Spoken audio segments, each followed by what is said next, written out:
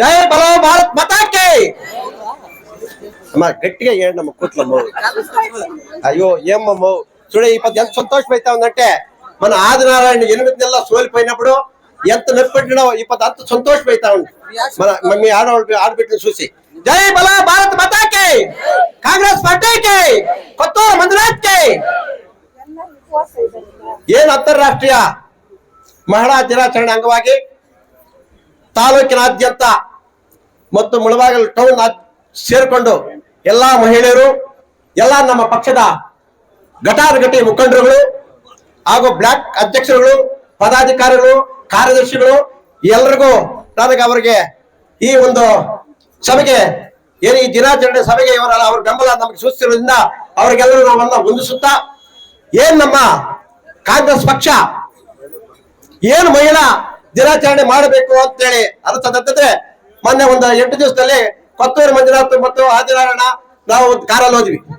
ನೋಡಪ್ಪ ಆದಿನಾರಾಯಣ, ನೀವೇನಾದ್ರೂ ಮುಂದಿನ ದಿನಗಳಲ್ಲಿ ನೀನು ಸೇವೆ ಮಾಡ್ಬೇಕು ಅಂತಂದ್ರೆ ಫಸ್ಟ್ ಹೆಣ್ಣು ಮಕ್ಕಳಿಗೆ ಸೇವೆ ಮಾಡ್ಬೇಕು, ನೀನು ಹೆಣ್ಣು ಮಕ್ಕಳಿಂದ ಸ್ಟಾರ್ಟ್ ಮಾಡ್ಬೇಕು ಅಂತ ಹೇಳಿದಕ್ಕೆ ಅದು ನಮ್ಮ ಹತ್ರ ಕುಂತ್ಕೊಂಡು ಚರ್ಚೆ ಮಾಡ್ದ.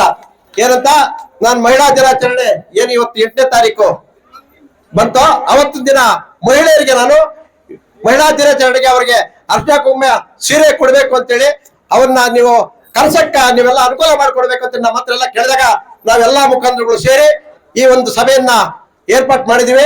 ಏರ್ಪಾಟ್ ಮಾಡಿದ್ದಕ್ಕೆ ಎಲ್ಲಾ ಹಳ್ಳಿಗಳಿಂದ ಎಲ್ಲಾ ಗ್ರಾಮ ಪಂಚಾಯತ್ ಸದಸ್ಯರುಗಳು ಎಲ್ಲಾ ಮುಖಂಡರುಗಳು ಬಂದಿರೋದಕ್ಕೆ ನಾನು ಮತ್ತೊಮ್ಮೆ ಮಗದೊಮ್ಮೆ ನಿಮ್ಗೆ ನಮಸ್ಕಾರ ಮಾಡ್ತೀನಿ.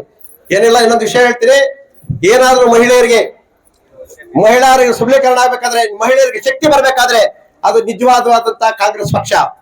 ಇವತ್ತು ನಮ್ಮ ಸರ್ಕಾರ, ನಮ್ಮ ಸಿದ್ದರಾಮಯ್ಯ ಸರ್ಕಾರ, ನಮ್ಮ ಡಿ.ಕೆ. ಶಿವಕುಮಾರ್ ಅಧ್ಯಕ್ಷತೆಯಲ್ಲಿ ಕೆಪಿಸಿ ಅಧ್ಯಕ್ಷರು ಅವರು ಒಂದು ಏನ್ ಚುನಾವಣಾ ಪೂರ್ವ ನಮಗೆ ಮ್ಯಾನುಫ್ಯಾಕ್ಚರ್ ಮಾಡಿದ್ರು 5 ಗ್ಯಾರಂಟಿಗಳನ್ನ ನಿಜವಾಗಿ ಇವತ್ತು 5 ಗ್ಯಾರಂಟಿಗಳನ್ನ ಯಶಸ್ವಿ ಮಾಡಿದ್ದಾರೆ. ಅದು ನಾವು ತುಂಬಾ ತಿಳ್ಕೊಳ್ಬೇಕಂತ ವಿಷಯ.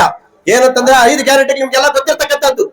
ಗೃಹಲಕ್ಷ್ಮಿ, ಆಮೇಲೆ ಅನ್ನಭಾಗ್ಯ, ವಿದ್ಯುತ್, ಆಮೇಲೆ ಬಸ್ಸು ಶಕ್ತಿ.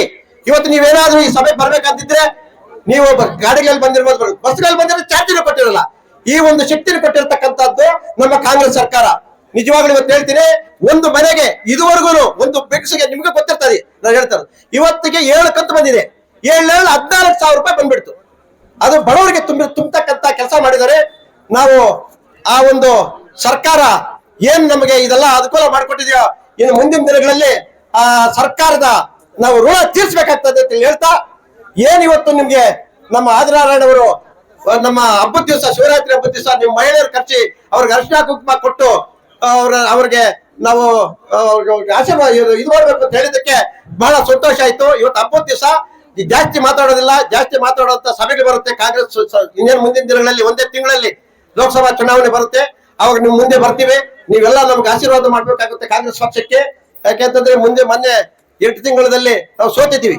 ಅವತ್ತು 70,000 ಓಟ್ ತಗೊಂಡು ಸೋತಿದ್ವಿ. ಈ ಸಲ 1 ಲಕ್ಷ ಓಟ್ ತೆಗೆದುಕೊಳ್ಬೇಕು ನಾವು ಲೋಕಸಭಾ ಚುನಾವಣೆ ಅಂತ ಹೇಳಿ ಹೇಳ್ತಾ, ತಗೊಳ್ಬೇಕಾದ್ರೆ ನಿಮ್ಮ ಶಕ್ತಿ, ನಿಮ್ಮ ಹೆಣ್ಣು ಮಕ್ಕಳ ಶಕ್ತಿ ಹೇಳ್ತೈತೆ. ನಾವು ಏನೂ ಮಾಡೋಕ್ಕಾಗಲ್ಲ. ನಾವ್ ಎಷ್ಟು ಹೇಳಿದ್ರು, ಯಾರು ಎಷ್ಟು ಹೇಳಿದ್ರು, ನೀವು ಹೆಣ್ಣು ಮಕ್ಕಳು ಮನಸ್ಸು ಮಾಡಿದ್ರೆ ನೀವು ಕಾಂಗ್ರೆಸ್ ಪಕ್ಷಕ್ಕೆ ಓಟ್ ಹಾಕ್ತೀರಿ, ಕಾಂಗ್ರೆಸ್ ಪಕ್ಷನ ಬೆಂಬಲಿಸ್ತೀರಿ, ಕಾಂಗ್ರೆಸ್ ಪಕ್ಷವನ್ನ ನೀವು ಸತ್ವರ ಕಟ್ತೀರಿ ಅಂತ ಹೇಳ್ತಾ 2 ಮಾತನ್ನು ಮುಗಿಸ್ತಾ ಇದ್ದೀರಿ. ಜೈ ಹಿಂದ್, ಜೈ ಕರ್ನಾಟಕ.